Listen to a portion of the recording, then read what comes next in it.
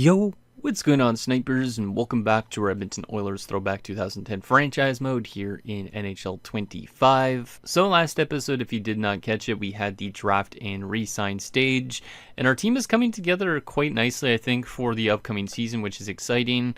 A lot of young pieces on this team that should be able to do decently, because you could see we have a lot of guys kind of getting better overall too, like Cameron and McKinnon are both on 89s. Nyquist is getting better. Toffoli should jump up nicely into the top 6 this season. You also have Jakemovs, who's an 85. Falk's up to an 85. Like, this team is definitely developing in quite a right way, and I'm excited just to see what this team's looking like going into another season. Also, goaltending is looking still solid with Vasilevsky. Obviously, we do still need a backup in this episode, so we will be looking to sign ourselves a backup goaltender. And then also, we will probably be making a little bit of a defensive change because we do have a lot of defenders that are all NHL caliber. So probably the best bet is we could honestly run this defensive core the way it is, but I do not want to use really Metropole or Zhurdev as a scratch, the thing is. So we're probably going to look to trade away one of these defensemen on this team, not too sure who. It could be Petrie, it could be Russell, it could be Savard. Maybe Savard's probably the best bet because he's the youngest of the bunch. But we are going to have to part ways probably with a defender, so that way we could get another young defenseman into the core.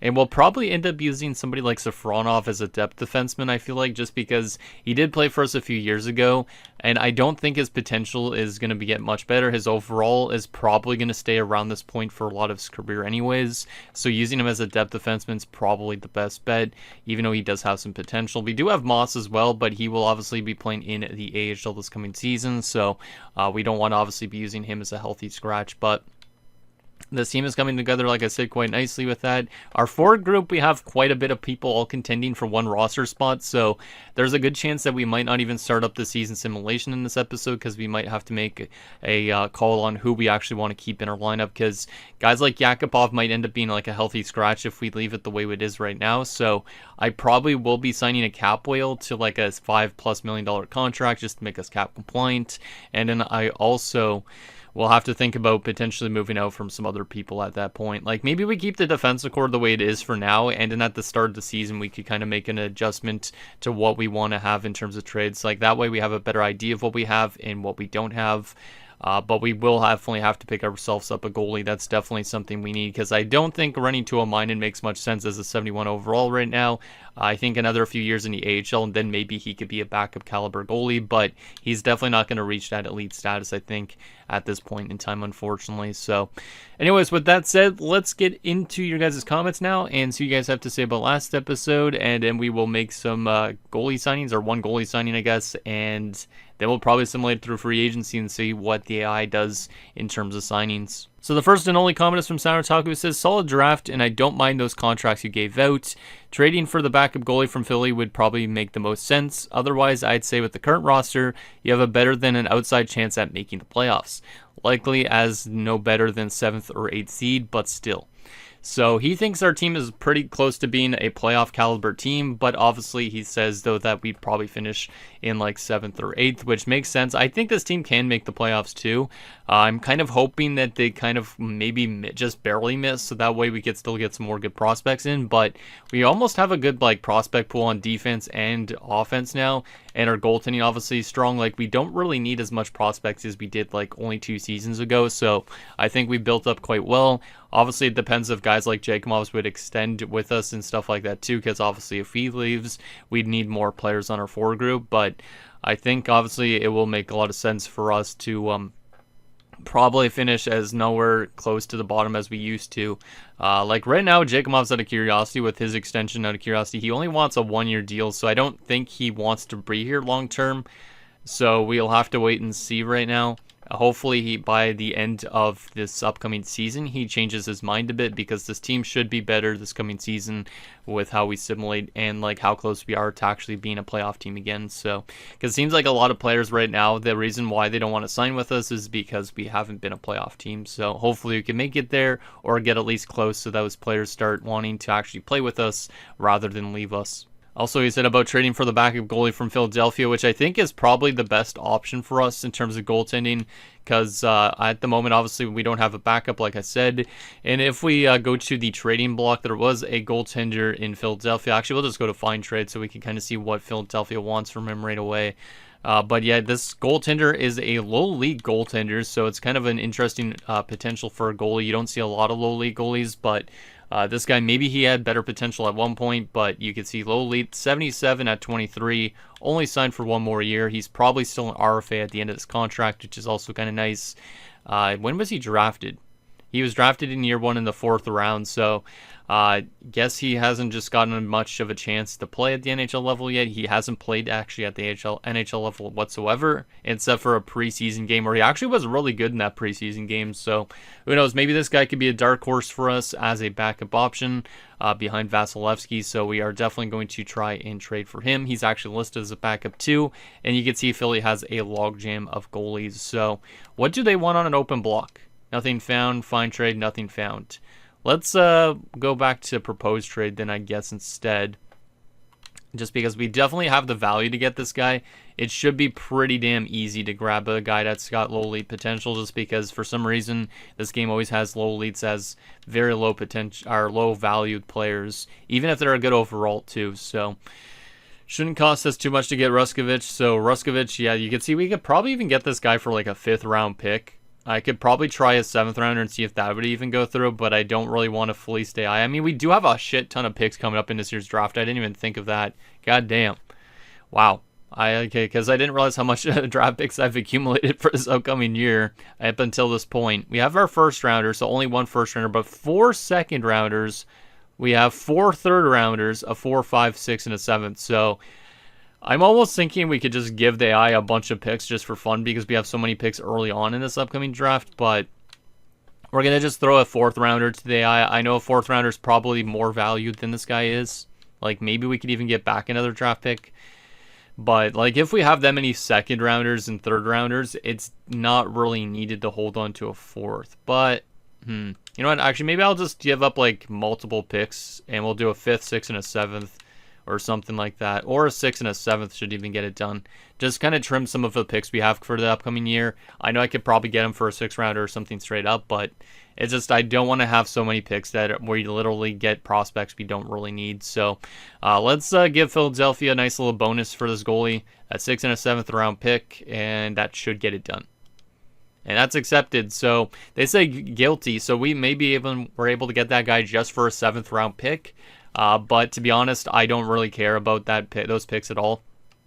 And we do still have a lot more picks in this upcoming draft that we could easily trade more of these away for players if we want to upgrade our team more so at the trade deadline and actually make a push for the playoffs this year. So we'll see what we end up doing with that. But yeah, that's a lot of 2nd and 3rd rounders. I didn't realize I had 4 in each round. So we could definitely make some more trades in the next few episodes. But that's good. Let's also go to find trade for an instance just to kind of see what potential trades are out there for like Chris Russell or even David Savard. Just because right now I think I want to part ways with a defenseman for sure, just so we could get Metropole into the NHL right away. But I'm not too sure if there's any good offers thrown at us. Like if I go David Savard right now, 2 5th round picks for David Savard's not really a lot. A 3rd and a 6th, Beaulieu, 2 5th rounders. A 3rd and a 6th from Calgary is kind of interesting, but I don't really want to send him to Calgary, considering we played them so often. I could send David Savard back to Columbus again. Bring back Sean Horkov, but I wouldn't do that. Trying to think if there's a good way I could get rid of at least one of these D-men. There is some good trade offers for sure, but we don't need forward prospects. We don't really need as much defensive prospects anymore. So I would prefer just to take back picks. Like a 3rd and a 6th from Tampa would be good, but we have a lot of 3rd round picks in the 2031 draft, remember already. So I would probably want to change this for 2032 instead, just so we don't have like 5 3rd round picks, because 5 3rd round picks and 4 3rd round pick or 4 2nd round picks would be kind of weird. So I don't know. I do not know. I might honestly wait till next episode to trade somebody. But we have just so much value on this team, it's actually kind of insane. Russell, 4th and a 5th. So Russell fetches a little bit more, it seems like. than David Savard right now. So we definitely can trade Chris Russell next episode, but right now I don't really know what I'd want in return. Like, I'd probably have to change a lot of these picks to 2032 just because we have so much for 2031, and we don't even know if it's a good draft class. It's technically, I guess it would be the 2016 draft class. So we could trade for prospects, but it's probably pointless with how we have our roster accumulated right now. So yeah, I'm not going to trade them right now. I'm going to wait probably till next episode so you guys give me maybe some feedback on some potential deals. But we do need some more cap on this team. We have $23 million in cap space, which means if we go back to proposed trade, how much are below the floor are we? We're probably like at least a good 5 or 6 million. So we are going to have to sign a cap whale, which is unfortunate because I don't really like signing cap whales. But we're going to just sort by overall. We're going to go forwards. Sort by overall rating, find somebody that's like a 77 and just give them, I don't know, like $6 million just to be maybe a bench guy or what the hell? Oh, he's an RFA. Oh, that's the Jonathan Baker guy. I thought that guy was a UFA. I was gonna say goddamn, but Chicago, I forgot they have him on the block potentially too because they don't have a lot of cap space. I could try and qualify some players if we really wanted to, but don't think it's useful. Let's just sign a random guy for the bottom 6, or maybe as a depth option, we'll bring in Victor Tikhonov because he's young. Sure. And we'll give him a one-way deal, and I'll just give him like $6 million to be maybe a depth forward for us, but he's probably going to be an AHLer likely, but it's just more to get us to that cap floor. So he's obviously going to accept that. Are we at the floor yet? Let's double check on that. We currently are a little bit below now because of that signing, so let's do one more signing. We probably need a couple anyways, just because if we do trade away Russell or Savard, after that trade we would be below the floor. So, yeah, it probably makes a lot of sense for us to sign a couple just so we actually stay cap compliant. So we got Victor Tikhonov. We'll also go for Nick Dowd, I guess, because he's only 25, or maybe not. I don't really want too much internal competition on his team. Let's go for Cal O'Reilly, who's been an AHL ringer for a long time in his career. Let's give him like $3 million to play in the AHL and be a good leader in the AHL, and that should be good. So Cal O'Reilly accepts. And are we at the floor now? We should be, right? Yes, we are. Okay, perfect. So we don't need to make any more signings. Like I said, we'll wait till next episode to probably make the trades. But we are cap compliant. We got the players we guess we need. Did we need any coaches in this episode? I don't remember. I feel like we maybe did. We do need a goalie coach. Yes, that's the only thing we need. Okay, perfect. We'll be able to easily grab that. So let's go by teaching and look for a goalie coach like this guy. Zach Scarabelli. You'll be our NHL goalie coach. We could always try and upgrade our coaching staff if we really wanted to going into next season, but I think right now we're still that type of team that could be like a low-end playoff team at best, so it's probably best to wait maybe one more year, and then maybe we could upgrade the coaching staff if we really want. Aside from that, did we need any scouts? I do not remember. No, we do not. We could fire some scouts, but it's kind of pointless in my opinion, but I think that's all we really need to do before we see what AI decides to sign this offseason. Hopefully there's some good offseason trades too, because it's kind of fun when you get to look through all those deals and signings and see some crazy results. So let's go to July 31st and see how we do, or not how we do, I guess how players sign. Ooh, this is kind of an interesting deal. We do have a lot of third-round picks, but I don't really need a 2031 third because we have so many of them. We'd be giving up our own third in 2 years to get a third in the upcoming year, which we already have 4 third-rounders this upcoming year. And we get a second-rounder for Chris Russell, but I'm just going to decline that trade. We're probably going to get abundance of offers for those guys. But we definitely need to think about parting ways with one of them. Russell and a 4 for a third and a 4, so it's basically Russell for a third. It's not bad. But I don't really need that type of value right now. Nikolai Kuhlman and Jonas Gustafsson, no thank you, Toronto. I don't need your garbage, especially Kuhlman. His contract's a bit too high for me right now. Fourth rounder, Ryan Jones, who has been here at the beginning. Scott Darling for a third and a fourth, no thank you. We already brought in the goalie from Philadelphia. Okay, there's a bit too much offers. I'm going to just edit our trading block. Oh, I didn't want to go edit trade. I wanted to edit trading block. God damn it. just because the trading block can kind of be a little bit annoying in the offseason. I do like seeing these offers. Like, this is kind of actually not a bad offer either. We'd give up 2 5th-round picks and basically get a second and a third for the upcoming year again. So I'm guessing this upcoming year's draft is going to be a weak one just because I feel like a lot of AI teams are parting ways with their picks for this upcoming year. But maybe it's actually going to be a good one. So those could be really good players at that second and third. But we have so much picks already in those rounds that I'm just going to still decline that. But I am going to edit our trading block here and just remove everything. At the start of the season, we'll definitely throw Russell and Savard on it. But somebody's going to have to get moved at the start of the season, or else they're definitely going to lose morale, because one of them will have to be scratched probably, because I'd prefer to play that young guy that we just drafted in Metropolitan. So we could always play Metropolitan in the AHL for 1 year, 2, or half a season and then call him up. So maybe that's a different play as we keep the defensive core the same, and then Metropolitan ends up playing in the AHL. We probably need to sign it. Actually, we'll probably use Safronov still as the depth defenseman. I feel like he's not going to be much of anything at this point. So I probably will still use him as a depth defender, even though he is young.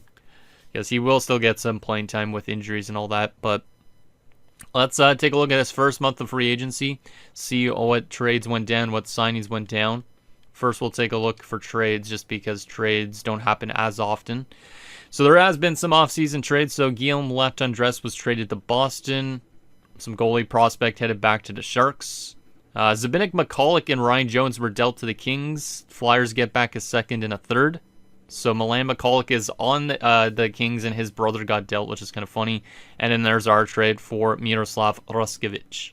Aside from that, in terms of signings that happened this offseason so far, any crazy ones? If you guys see anything that I don't mention, let me know, because I could always mention it in the next episode too. But let's see. I'm looking for big names like J.S. Shiger going to Pittsburgh is kind of interesting. I know that they... Was Fleury a free agent this offseason? I don't think so. So I think they must have re-signed him. So that's interesting. I guess Henrik Lundqvist will be signing with a different team, though, so we'll find out where he goes.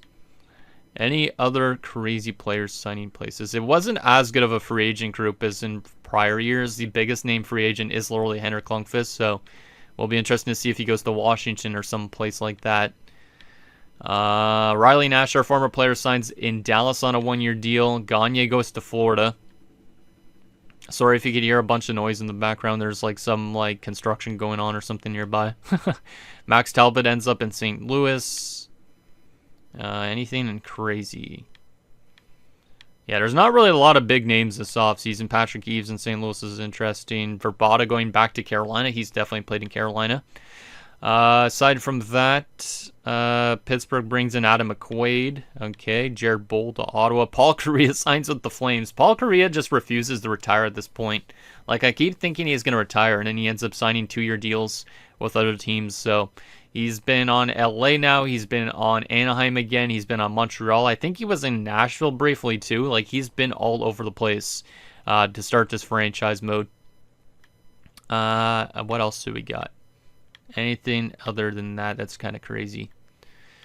A lot of random names. Sean Avery in Carolina. Shout out to Sean Avery. Won't have to worry about much bike lanes, I guess, as much in Carolina. I feel like there's probably more bike lanes in New York, of course. I don't think there would be as much in Raleigh, but maybe there is. Maybe he has more to complain about. Max Lapierre going back to Montreal. I feel like he was there at the beginning of the franchise mode, though, because... Yeah, I think he was there at the beginning of the franchise mode. He wasn't in Anaheim or Vancouver yet, so... He might have just re-signed there. There was an offer sheet, actually. So the Islanders were smart because Chicago didn't have a lot of cap space. They offer sheeted Baker on a 1-year deal, but Chicago matched it. So I guess Chicago is going to be right up against the cap, which means Sean Couturier, I don't know what's going to happen with him being an Islander, or not an Islander, a Blackhawk, but he might be out the entire season unless they make some trades. Aside from that... Andrew Ferentz in Washington is interesting. There's the Baker thing that we just saw about. Dadonov going to the Phoenix Coyotes, so that's where our former guy goes on a 5-year deal. So shout out to him signing with the Coyotes. It's kind of funny he would play for the Coyotes, but not for us super long term. Aside from that, Max Afan off to Washington, so Washington adding more Russians, because that's what they do. Volchenkov to Columbus, Brian Lee to Philadelphia, Leclerc to St. Louis, Kolyakovo to Calgary, Tyler Ennis to Chicago. That's not a bad signing for Chicago, bringing in Tyler Ennis. They don't have a lot of cap space, so they pick up a decent depth option for cheap. Jason Demers to Detroit, Ian White to Tampa. Ooh, there was an offer sheet, a successful offer sheet. We don't see those very often, but it happened in this universe because there's not a lot of cap space. So Detroit sent a 2-year deal to Sean Couturier. Chicago took the compensation of a second-round pick because they didn't have the money to sign him. That's an interesting one to look at. I got to look into Sean Couturier after this, so I'm just going to write down SC and Detroit. But that's a huge offer sheet because Sean Couturier, I think, was a top 10 pick, top 5 pick maybe even in one of the draft classes. And Chicago just has been so cap constrained by their players like Dustin Byfuglien and all that they could not match that offer. So that's absolutely crazy. So shout out to Detroit, who's been pretty bad as of late. They have been good, obviously, in the early parts of this franchise mode, but they started a rebuild, and now they have Sean Couturier to start that rebuild. So that's a pretty nice little pickup there for the Red Wings. Aside from that, any other things? Anaheim signed Henrik Lundqvist. So Lundqvist is on his way to California. Interesting, for 3 years. We'll see what he does in Anaheim. So that's the big signing this offseason. Ryan Malone going back to Pittsburgh's kind of cool. He leaves Tampa and goes on to play with the Penguins again. Obviously, we saw about the offer sheet with Sean Couturier, which is kind of cool. I don't see that happen a lot. So Grubauer also signed in Anaheim. So Grubauer's going to get to play with Henrik Lundqvist in Anaheim now. Aside from that, Kyle Turris is now in Buffalo. Mark Mathot going back to Columbus again. Maybe he already was in Columbus still. I don't even know. Hard to remember sometimes. Daniel Briere going to Tampa. That's kind of an interesting one. And Kadri, after playing 1 year with us, goes back to the Leafs again. Because he was just in Toronto, went to free agency, played a year with us, and now he's headed back to Toronto again. Well, that's not too bad, I guess. Aside from that, Dan Boyle to the Rangers. Hey, that's realistic for around this time period too, I think. Because I'm pretty sure he was on the Rangers in... What year was it? I think it was around this point. Maybe it was a bit earlier. Maybe it was a bit later. Hard to remember, but I know that he was a Ranger. So that's cool. Aside from that, Desharnais going back to Montreal again. David Booth got a 6-year deal with the Coyotes. Damn. That's a long-term deal. Brian Campbell to Tampa. Jack Johnson gets a 5-year deal with Detroit. Interesting. Mark Stahl to Tampa. Martin Erat to Detroit. So Detroit loaded up on a lot of signings. Guess they're trying to still get a cup out of it. And San Jose signed our prospect that had medium elite potential that did not want to sign with us. He was 22 years old, so I don't care too much, but that's interesting. All right, so let's go take a look at the Red Wings. They literally only had to give up a second-round pick to get Sean Couturier. How good of a pickup was that? The answer is very solid. It's kind of crazy that Chicago could not find a way to get him back. 2.115 for 2 years, and then he's an RFA at the end of it. 84 at 22 as a high 6. And the only reason they were able to bring that in is because Chicago has $1.43 million in cap space. The only reason why they can't do that, couldn't bring him in as well, you have Taze on a no movement, Ribeiro on a no trade clause, Sharp on a no movement, Ladd on a no trade clause even, and then you have Kane and Byfuglien on no movement clauses, Keith and Seabrook are on clauses. So I guess they just didn't want to part ways with somebody. Didn't they just sign Brad Stewart in free agency? They did. So they literally signed Brad Stewart to $4 million in free agency, and they decided, hey, we needed defense more than forwards, which kind of makes a bit of sense because Lindell shouldn't be really playing, but he might be. So I kind of see why they maybe did it, because their center depth was better than their defensive depth, but that is pretty unfortunate for them that they've lost out on one of their players that was drafted super high up, I think. Because if we go back to Detroit, Couturier, when was he drafted? Yeah, 8th overall, only 4 years ago. So that's a nice little pickup for the Red Wings to start building around, because obviously a lot of the rest of their team is pretty old at this point. So maybe that's what they needed to play next to like a young guy like Mikonov, who they recently drafted. So shout out to the Red Wings for making some offer sheets. All right, so let's continue simulating up to the start of next season. And obviously, we will take a look at some teams' lineups to start next season as well. Probably in this episode, maybe depends on the time, I guess, or we could do it in the next episode. But let's see what our lineup is looking up, of course, for 2015-16. Hopefully, it looks pretty solid on paper. I think it should, because we are getting players growing and all that. I could have done some off-season focuses, but I almost completely forgot about that. But now I can't even do it, so it doesn't really matter, I guess. But let's go edit lines here and see what we're working with for our lineup. Wow, Cameron's up to a 91. Love to see it. All right, so in terms of goalies, it's going to be Vasilevsky and Ruskovich. Ruskovich still does not go through waivers, which is nice. He's a 79 now. At what age is he now? 23 years old. I think that was a nice little pickup for our backup spot. Aside from that, in the AHL, it's going to be Tuomainen up to a 75, so he might actually make it as a backup in the NHL one day, which is kind of nice. And Dorsett's a 61 now. From a defensive standpoint, we still have Falk, Petrie, Russell, Holinka, Savard, Zherdev, and Metropolit. Like I said, I think the best play is to part ways with either Russell or Savard. One of them will be scratched for the preseason, and we'll have to make a decision at the start of the season. We could send Metropolit to the AHL, but I don't really know if I want to do that. And then Safronov will come up as the depth defenseman once we make that trade. So I want your guys' opinions on that right now. Who would you probably trade away on this defensive core to get Metropolit in? Like, who is the best option to move away? And then, like I said, we could call up Safronov as the depth defenseman. We do have a lot of other defensive prospects still in the system, too. It's actually quite the logjam, so we might have to make some trades involving some of these defensive prospects, like Parayko, CC, stuff like that. From an offensive standpoint, we got Toffoli, Eberle, Fada, and Nishushkin. Fada's up to an 81. Nishushkin's an 80. They're both listed as fourth liners, so that's kind of tough. Also, Yakupov's up to an 80. Andrew Shaw's listed as a fourth liner. Yakupov's listed as a depth forward. We probably need one of them in the NHL. Let's call up Yakupov for the time being. But I'm thinking we're going to have to figure out a way to part ways with somebody out of these three, or even this four with Shaw included. Shaw could probably stay in the AHL if we really want to, but it is kind of a bit too good of an overall for the AHL.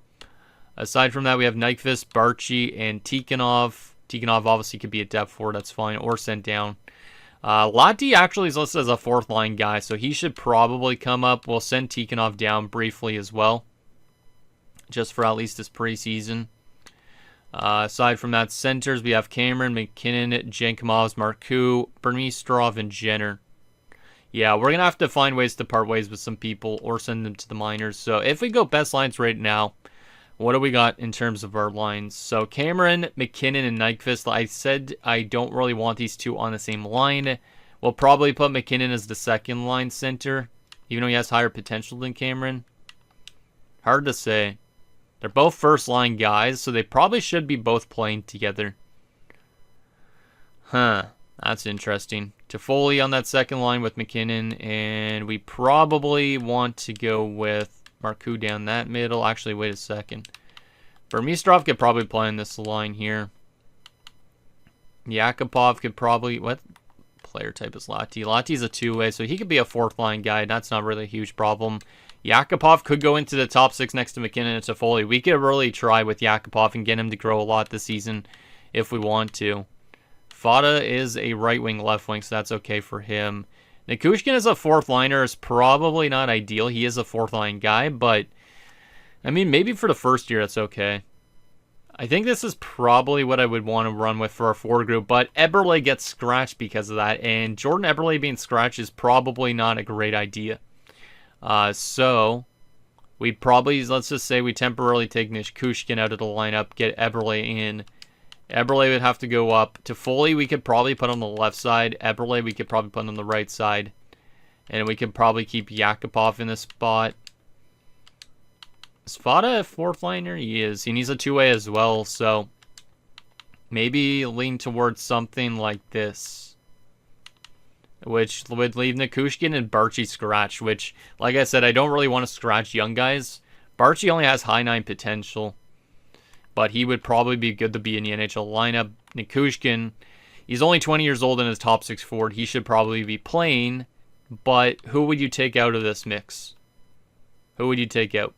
Because I honestly have no idea who I would take out. So I think I am leaning towards that we might have to trade away both Barchi and Nikushkin, or send Barchi down since he's still a depth forward.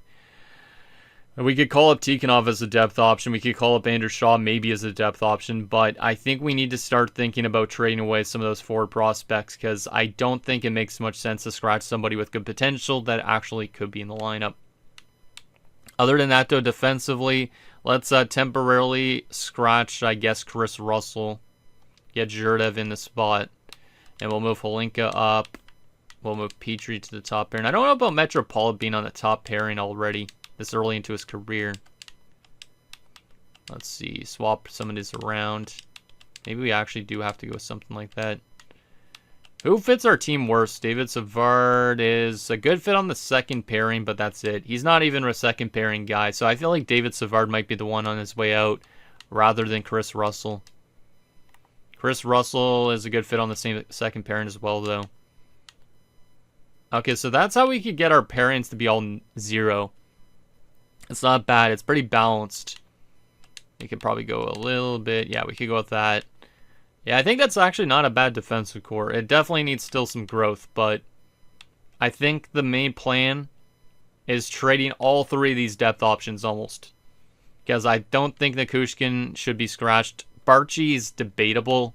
David Savard shouldn't be scratched, so we probably have to trade away all 3 of those depth options, and then we call up Tikhonov as a depth option. We could probably use one of these guys as a depth option, McGinn or Shaw. And there's also still like Cal O'Reilly too. I mean, as a depth option, it's not as bad because then we're not scratching a young guy. But we do need more forwards signed in the AHL because right now Mackey is playing forward, which he's not a forward prospect. Same goes with Rodriguez and Gagliardi. So I am going to sign ourselves 3 players right now so that way the AHL is not screwed up. But yeah, we have some tough decisions to make still before the season starts. So if I go to free agents, let's just sign ourselves 3 forwards for the AHL. Let's get a center and 2 wingers. This guy's only 77 at 23. Damn, and he's a depth forward. That's not bad at all either. Did not even notice this guy. It says he's still playing for Norfolk, but he's not an RFA. So let's sign this dude as a low 9. He wants his ELC. I don't know about signing a guy for 3 years, but let's just do it. He's decent. I'll sign him for the AHL just to give us more depth down there and more forwards. We'll also sign Matt Martin, recently retired in real life. We'll sign him up for the AHL. And right wing side of things, we'll sign, who else is young? We'll sign Nick Palmieri as the other option. That way we have 3 forwards in the right spots. We probably have to trade away some defensive prospects too at some point. So there's going to be a lot of moving pieces eventually with our rosters. But I think our team is starting to come together quite nicely in the NHL. Like, I like this third line, Mark Cooper, Mistrov, and Yakupov. It would be nice to get Yak into the top 6, but with Jakumovs and all that, doesn't really make much sense right now. But eventually, maybe at some point, Yakupov could be up there. We definitely should give him some power play time, though. Let's put in our new signings here on this 4th line. So we'll get Matt Martin in. We'll get Schultz in. What was his first name? Bjorn Schultz. And we'll get Nick Palmieri into this spot. Then we can put our defenders actually into the lineup. So Safronov will get called up. So we're going to scratch him for now. He will get called up when we obviously make that defensive trade in next episode. Mackey's going to go to the top pairing, I think, next to Moss. Dolan and Pareko, maybe we could go. Oh my goodness, that doesn't work well. God damn. I mean, I do need to scratch some more people. Dolan's got medium 4, so he needs to be playing. Vichy's got only medium 6, and he's already 23. We'll take him out. Get Rodriguez in.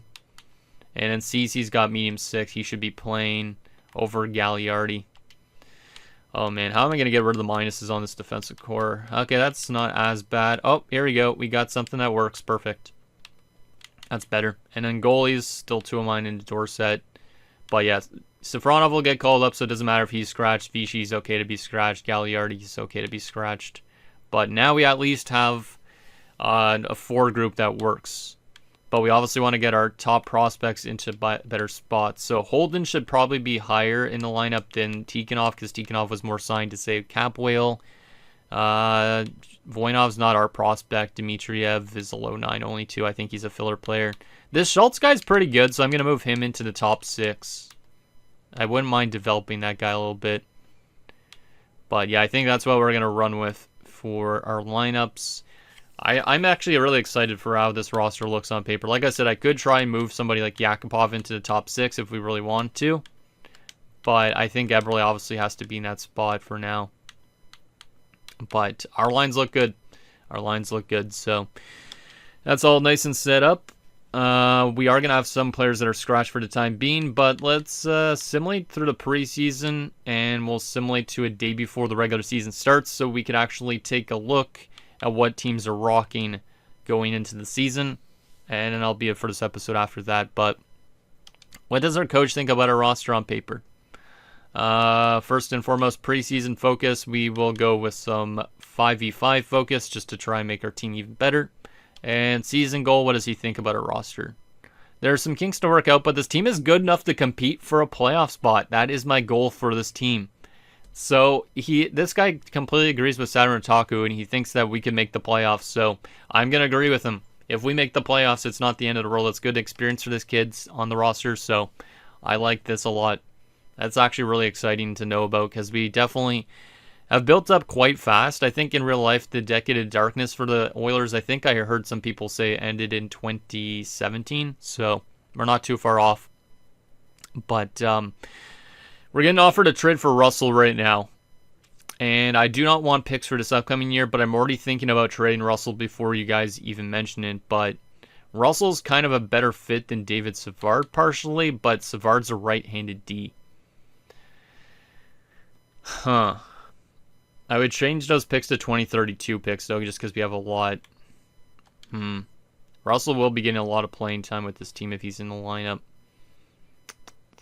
I'm going to reject it for now, but we definitely will probably have him traded right before the season starts. There's a lot of teams interested in him, too, which is actually great, too. Let's go continue on that. We're going to decline this again because we're going to wait till next episode. Don't want to make a trade just yet. I want your guys' opinions on where to send him and all that. But he is in the last year of his contract. Same goes with David Savard. So I think parting ways with one or both wouldn't be a bad idea. But 1-2-1 in the preseason. Let's take a brief look at the preseason stats just to kind of see who was doing what for us. And then we'll take a look soon at the rosters for every team, which I'm excited to see what teams are looking like going into 2015-16. But wow, in only 4 preseason games, Cameron had 7 points. I think Cameron's our best player at this point. He's even better than Nathan McKinnon. That's awesome. All right, let me actually go to the contract situation again here and just take a brief look at Yakimov's, or Yakimov's, whatever it's pronounced as. See if he wants a long-term extension yet. No, he still only wants the 1 year, and he wants $5 million. Now, I think his asking price is going to continue to go up, but I think he's going to be worth bringing back by the end of this year, because last year he had how many goals? 34 goals. I could see him as a 40-goal scorer this year if we make the playoffs. So he's definitely going to be coming back in the offseason, but he's going to be one of our more pricey players. So just keep that in mind. All right, let's sim to the start of the regular season. And like I said, we will make those other changes like trading away players before the start of the season in next episode. But what are teams looking like going into 2015-16? Is there any roster that looks absolutely outrageous? Is there a roster that looks pretty insane? Let's take a look at every single team. And I will, actually I'll keep my face, I guess, on the screen. No, maybe I won't, just because that way you guys can kind of get every detail. You could take screenshots if you really want to. But here is the Anaheim Ducks, pretty similar Ducks team. Corey Perry's now on a second line, though, which is kind of weird because they've normally ran Perry, Ryan, and Getzlav. But Perry's playing on the second line this year next to Muller and Bodker. Aside from that, a little bit of a weak bottom 6. Defensively, not super strong defensively, but Manson's growing, Schultz is growing, Gardner's growing. So they do have a young defensive core with Vatanen and this Mikanov guy as well. And then from a goalie perspective, they did sign Lundqvist and Grubauer. So we'll be interesting to see how the Ducks do defensively this season. The Atlanta Thrashers, still looking pretty good. Very good top 9 inside from Zemgus Girgensons. They did sign Hodgson, who was obviously on our team. So it'll be interesting to see what he does next to Artemi Panarin on the fourth line because they have such a strong left wing group. And Alex Galchenyuk. That's one of the weirdest lines I've ever seen. Galchenyuk, Hodgson, and Panarin. But Panarin obviously will be getting power play time likely, but he needs to be in the top 6, and I don't know why they're playing him still down there. From a defensive standpoint, Dougie Hamilton's playing with Enstrom, which is neat. Ristolainen's made the NHL. All right, goalies Pavlik and Erzberg. All right, so there's Atlanta. Boston. Still looks like a Boston team. They do still have Mark Savard, but he has dropped off an astronomical amount. And he still has that $4 million cap hit. So he probably retires this offseason, but he's playing next to Brad Marchand, who's developed really nicely, which is good. Has he produced good? Not as much as I was hoping for, but still useful, and he's up to a good overall at least. He should be playing on that top line. Krejci should be second line center, I feel like, but oh well. From a defensive standpoint, Keith Yandle's there. We did see he signed there, I think, 2 years ago now. Yes. Oh, no, he was traded there. Never mind. Damn, he was a good acquisition for the Bruins. 13 points in 17 games and a plus 16. And he's playing next with Dennis Weidman. It's weird not seeing Chara there. Obviously, now he's a Hall of Famer in real life, so that's pretty cool. And scratches Abdelkader, Hagelin, two of our former guys. Interesting that we're in our bottom 6, and Nathan Beaulieu. Buffalo, are they looking okay? The answer is kind of. It's kind of nice seeing Umberger playing a top line spot, but it's kind of weird. Vanica on the second line is kind of strange. But Zach Hyman has made the NHL. I think this is his first season. Yep. So Hyman has made it at 23 years old. 15-16 is right around the point he made it. I think he made it in 16-17. Maybe, actually, no, he briefly played some games in 15-16. That's right.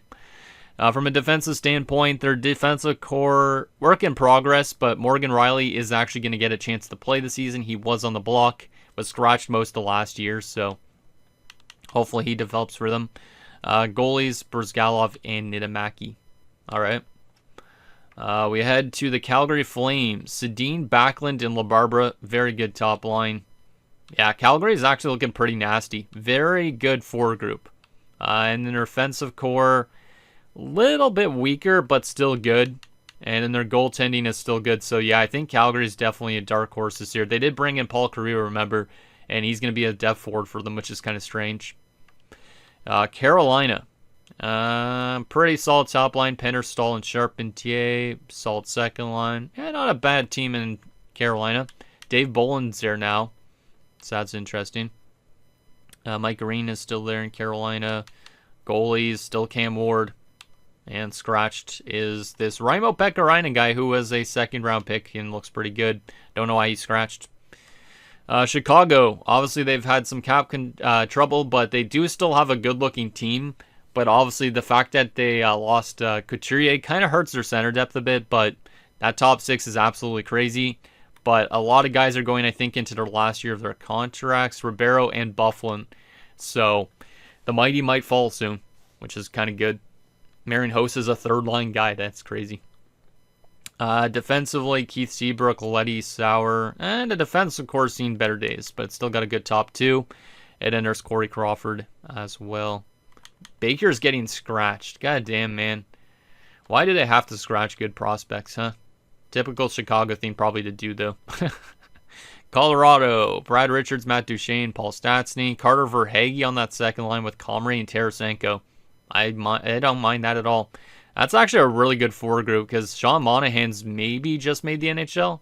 No, he did a few years ago, I guess. But Sean Monahan and Ryan O'Reilly being in the bottom 6. Comrie should get knocked out eventually. Yeah, that's a good team. And in the defensive core, having Ryan Suter is good. Yeah, Colorado has built up quite nicely, I feel like. Because they started off this franchise mode as not a super strong team, but solid. Columbus looking pretty good, especially that top 6. And they had a lot of cap space last year, so kind of curious on how their cap space is now. But yeah, the defensive core is definitely still a work in progress. The goaltending is a work in progress, but it's not bad. But yeah, that forward group's definitely their strength. Dallas, Ben Weiss and Tatar. Interesting seeing Tatar grow up to an 88. Damn, that's pretty insane. Almost like his Montreal days, I guess. Defensively, Gilbert's still there. Clefbaum's there. Goalies, Saros and Lettinen. Not bad. And they did scratch this Binnington guy who has not developed much because he's probably not played a lot. Detroit. Pavel Datsyuk has dropped to a 79, but he still has his gold ability. That's actually kind of insane. He's listed as a third-line scoring forward still, but I'm surprised he's left his gold X factor still as that overall. Damn.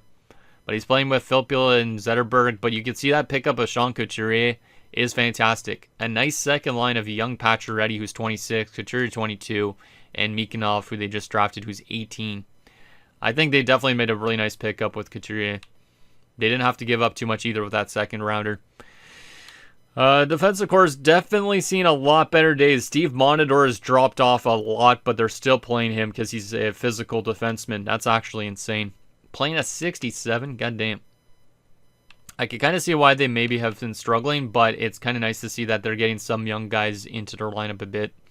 The Florida Panthers. Hemsky's still a first-line guy for them. They're still a very weird-looking team. Phaneuf being there is strange as hell, too. Goalies, Ben Bishop, obviously. How was Bishop last year?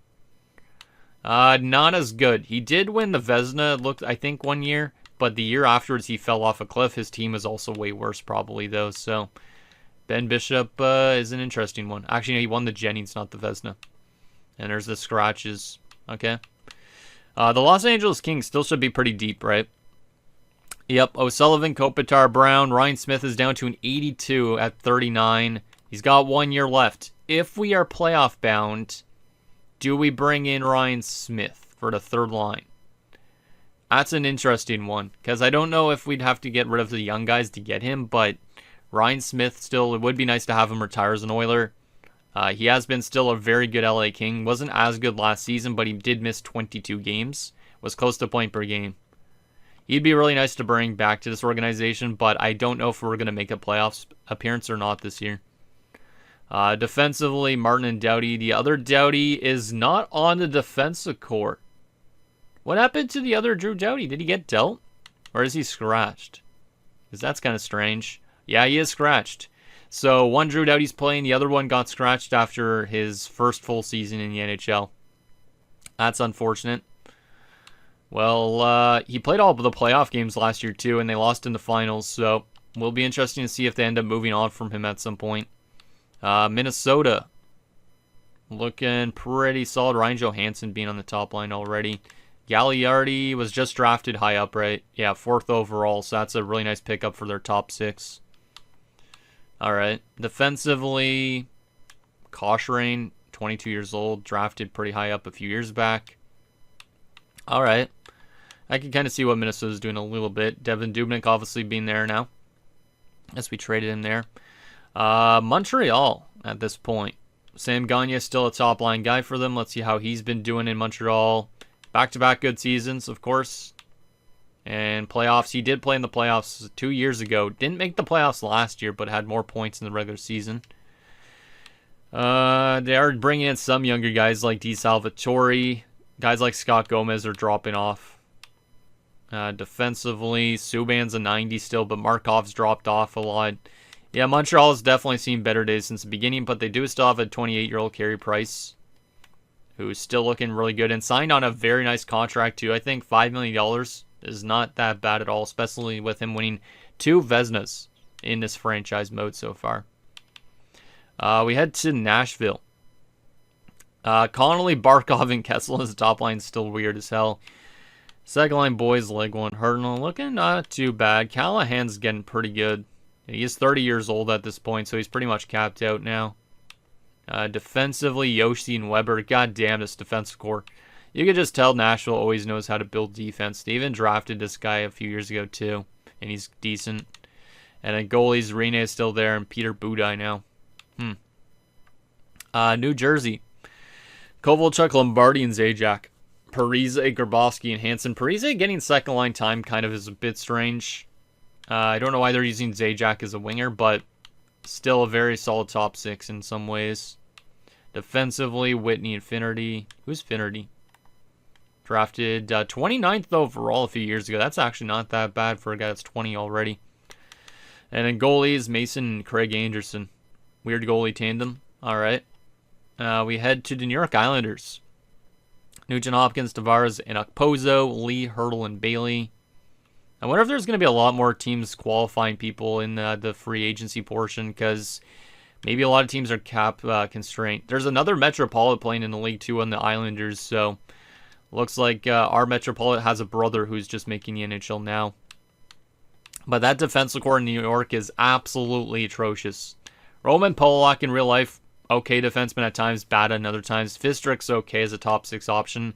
Komisarek, to me, was a plug.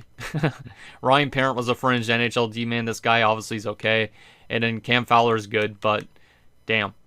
And in goaltending, they have Danielson, who we traded there, and Rick DiPietro. So Danielson's going to get his chance to be a starter with the Islanders in his first full season in the NHL. Actually, it's not his first full season, I guess, but will it be interesting to see what he does with that defensive core in front of him. He probably won't do too well. But Rick DiPietro being the backup, he is only signed for one more year after this year, so he's almost finally finding a way to leave Long Island, I guess. So there's that. The New York Rangers. And Kucherov's now a top-line guy. That's good to see, because before he was behind Gaborik, but Kucherov, Roy, and Forsberg, fantastic first line. Gaborik, Dubinsky, and Frolov, good second line. Kreider, Granlund, Lupul. They did win the Cup last year, and they look still pretty good. Was Patrick Maroon on that Cup-winning team? He was not. Damn, that kind of sucks, because I was hoping that he'd be a Cup winner already. But he was in the AHL all last year when they won the Stanley Cup, so he could have won the Cup if they would have actually utilized him. Defensively, very good defensive core. I can see why they've won as well. Goaltending, pretty solid. But obviously it's not as solid as it was last year because it was Henrik Lundqvist in between the pipes. But now James Reimer has to be the starter for the Rangers.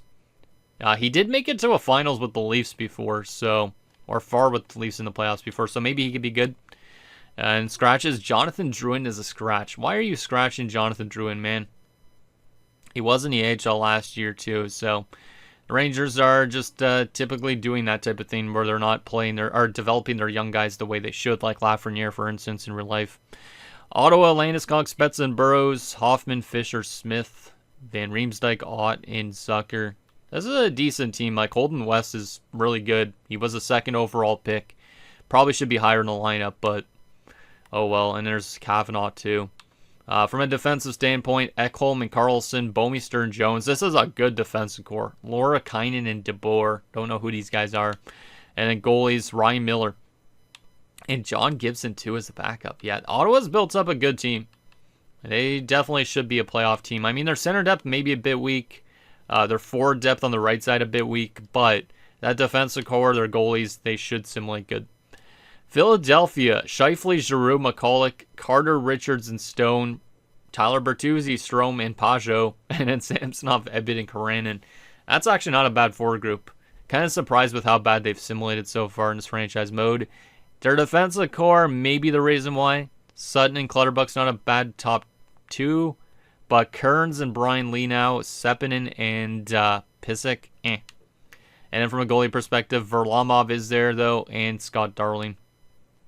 All right, so there is the Flyers. We move on to the Coyotes, who made a lot of offseason adjustments. Skinner's playing with Cogliano, and for some reason Cogliano has dropped off to a 79 at 28. Guess it's morale related. Yeah, he had an atrocious season last year. Less points than he did with us, but he was minus 36.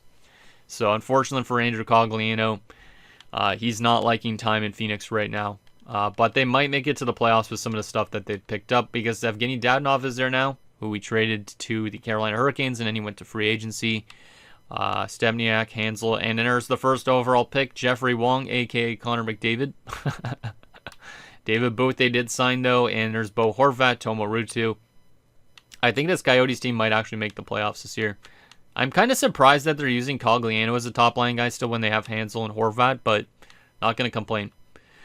From a defensive standpoint, OEL and Dan Girardi. The defensive core could probably still use some work, so I could kind of see if they need to upgrade that. And in goalies, Leonard Mrazek, They're both actually listed as NHL goalies, though, so it's got to be morale related. because Mrazek had a pretty atrocious year last year with a 3.54 goals against. Meanwhile, Robin Leonard had a 3.47 goals against. He did pick up 5 shutouts in 15 wins, which I don't understand, but yeah, it was not a good year for the Coyotes last year whatsoever. We head to Pittsburgh. Crosby, Malkin, and Williams. Goddamn, yeah, that line was insane last year. Malone, Stahl, and Rene. Who is this Rene dude? 21-year-old, medium 9. That's kind of weird. I mean, I don't mind them giving him an opportunity to play with Jordan Stahl and Ryan Malone, but damn. Oh my goodness, they have a 66 in our lineup, and he's also a medium 9. Well, Pittsburgh must be in a very internal cap hell because there's absolutely no reason why a 76, a 66, and a 64, and a 70 should be in their forward group. But, I mean, I don't mind them giving an opportunity to those kids, but I got to take a look at that cap situation. Because that's kind of insane that they're running that. God damn. Fleury did re-sign there. How much years? 8-year deal at 7.78. See, that's why I say Carey Price's contract was a steal, because Carey Price was only getting like 5.2. Fleury's getting 8 years and 7.78. He also did win a Vezina. But damn. That's a big time deal. 4 years with a no movement, and it changes to a modified no trade clause. Alright. And then scratches just some random guys like Peltonen, Jacob Magna, and this Dese guy. Okay. San Jose. Heatley's dropping off, but he's playing with Couture and Pavelski. Second line has Lewis, Hall of Famer Joe Thornton, Patrick Marleau, and Clapperton. Hey, have a goalie at center. I'm joking. Daniel Elford's in there at 42 years old. Vorobiev, Potolny, and Fistrick. Kind of a weird Sharks team. They definitely aren't as strong as they were at the beginning. And then defensively, Vlasic, who was just bought out the day I'm recording this. So, shout out to Mark-Edward Vlasic. How many years has he signed for at this point? He got an extension up for 3 years after this year. Not bad. It's better than the deal he signed back in the day. Goalies, Mike Smith, Anton Forsberg. Scratches, just a bunch of mid players. St. Louis. Huberto, Sagan, Oshie, Perron, Backus, Berglund. This team is looking really good still, too. St. Louis could make some noise this year. They definitely can. Defensively, though, it's a little bit weaker on the left side, but that right side is pretty strong with Pietrangelo, Stroman, and Eric Johnson, who's probably not happy with his ice time. And then goaltending-wise, Jarl Halak has dropped off a bit, too, to an 82. Pascal Leclerc behind him. Max Domi as a scratch is probably not a great idea. Either is Pavel Frolov, who they just drafted 5th overall. You're telling me this team had that bad of a year last year that they drafted 5th overall? I'm surprised. They must not have good chemistry or something. Tampa. Tanguay, Stamkos, Lecavalier is a really good line. Downey, Lindholm, and this guy named J.C. Sawyer. I don't know anything about this guy. 38 points last year. Not bad. He was a rookie last season. Third line, Bickle, Eller, and Mitchell. Alright, it's not terrible. Defense looks pretty strong, actually, especially on the left side. But having Matt Carl as a top 6 D-man is kind of weird. Yeah, that's a good defensive core. And then from a goaltending perspective, Ullmark and Emery, I definitely think Tampa can make some noise this year, too. And then we head to Toronto, which should be weird. Goudreau, Bozak, and Palmaville. I'm sorry, but Johnny Goudreau as a Leaf is the absolute worst thing I could see. Almost. Second line, Taylor Hall, Adam Henrique, and Alexander Radulov. I mean, they do have some young pieces. Toronto definitely still could be okay this season. And like I said, they did bring back Kadri after he briefly spent time with us, which is kind of funny. But they're immediately putting back on the 4th line, which is kind of funny. From a defensive standpoint, this is where the Leafs are absolutely atrocious, and they need to find a way to get better. They've been addressing their offensive core, but running a defensive pairing of Scuderi and Gervais as your top 2, This guy named Trigg with Jacob Slavin. I mean, Slavin could develop nicely, but Luke Shen, Steven Johns, I don't know about that, man. Goalies are good with Allen and Hellebuck, but that defensive core needs a ton of work. Vancouver. Kessler, Sedin, Iginla. So Iginla's still playing around. 38 years old at this point. He probably retires at the end of the season, though. Bernier, Wellwood, and Jaden Schwartz. Third line, Brower, Webb, and Ward. Clutterbuck, Schroeder, and Dorsett. Derek Dorsett found his way to Vancouver then, huh? Yeah, nice. That's cool. That's actually really cool. Because obviously in real life, I think it was maybe close to this point, maybe a few years later. But he obviously ended up in Vancouver as well. So love to see that. Defensively, Giordano and Niskanen, McDonald, and a guy named Powell. And then have David Runeblad playing with Francois Beauchemin. All right. Goalies, Luongo's dropped off now to a backup goalie. And he still has no Stanley Cup, right? No Stanley Cup at this point. So the real question is, will Luongo retire, become a what is he with the Florida Panthers right now? I'm not too sure, but he's won cups with Florida obviously now. But still, Luongo is falling apart a little bit. And then they also have this Semyonov guy who should be a very good replacement for Luongo. So he's basically like the Thatcher Demko, we could say, of the Canucks at this point, I guess, maybe. Or the Jacob Markstrom, maybe even. I'm not too sure. But here's their depth option. Ehrhoff being scratched. What are you doing scratching Christian Ehrhoff? And finally, the Washington Capitals. Ovechkin, Backstrom, Semin still. Fleischmann, Johansson, Eleno, Moss, Like, and Sexton. This is still a good-looking Caps team, too. Fanaganov being a fourth liner is kind of weird because he can't defend, I don't think. Orlov and Carlson, Schultz and Tootin, Georges and Ferentz, and in goalies, Holtby and McElwain. Scratches, Spaulding, Shannon, and Sloan. All right, so some interesting rosters. The one that I wanted to take a look at, though, was the Pittsburgh Penguins, because they were not playing a lot of good depth forwards in their bottom six. I feel like they're right up against the cap. Let's go to Pittsburgh here. Let's see. Yeah, they only have 1.775 in cap space, but that is enough, though, to upgrade their bottom six from a 70 overall if they really wanted to. But maybe it's just too much cap in the NHL. Maybe they have some dead cap in the AHL. Oh, man, they don't have a lot of contracts signed whatsoever. Holy moly, it's one of those badass problems that this game has. They're only on 28 out of 50 contracts, so yeah, that's not very good. I don't like the AI management when it comes down to that, because like you see some teams, like the Sharks are on 50 out of 50 contracts, which is fantastic. That's exactly where they should be. They have cap space as well. Meanwhile, the Pittsburgh Penguins, they're kind of strapped for cap. They have no cap, or well, they have enough room probably to sign some two-way contracts, but they barely have. They have so much roster space, and they never fill out their AHL, which is kind of dumb. You go to another random team like the Devils, 33 out of 50, that's pretty low. 43 out of 50 is okay. But sometimes the AI just does not know how to fill up a team. Like, they literally have a lot more free agents that they could sign, but they just don't go do it. Like, what's all these guys doing here? Like, Michel Ouellette, BJ Crombie. Like, all these guys are literally signable and all want two-way contracts. Just pick them up, bring in them as the AHL or filler instead of just running a 70 overall. But they don't know how to do that, so kind of pisses me off a bit, but whatever. All right, so I think that's it. Let's actually briefly take one last look here. Just take a look at who the top name in this draft class is. For 2016, it is this Tuomas Suominen guy. I think it's pronounced like that. Anyways, he's a left winger. There's some centers. There is a defenseman pretty high up, but who knows how high we're going to be drafting this year. Who knows how high we're going to be drafting. We might be a playoff team. I was hoping that guy's name would be Herbert, but no, it wasn't. Or Hebert, or Herbert Hebert, or some shit like that, but interesting. I don't even remember the 2016 draft class. Who was the 2016 was Austin Matthews. I should have known that, right? So, I guess technically, ooh, this guy might be a little lead already. Let's pin him in case, but yeah, I guess technically this would be the Austin Matthews draft class. So, Suominen's technically Austin Matthews, or we could say Fitzmaurice or Ramsey is, I guess, because Ramsey's an American, but there's that. So anyways, guys, that's going to do it for this episode of Edmonton Oilers Throwback 2010 Franchise Mode. So in next episode, we will start up the 2015-16 season. We don't know if we're going to be a playoff team this year or if we're going to miss the playoffs.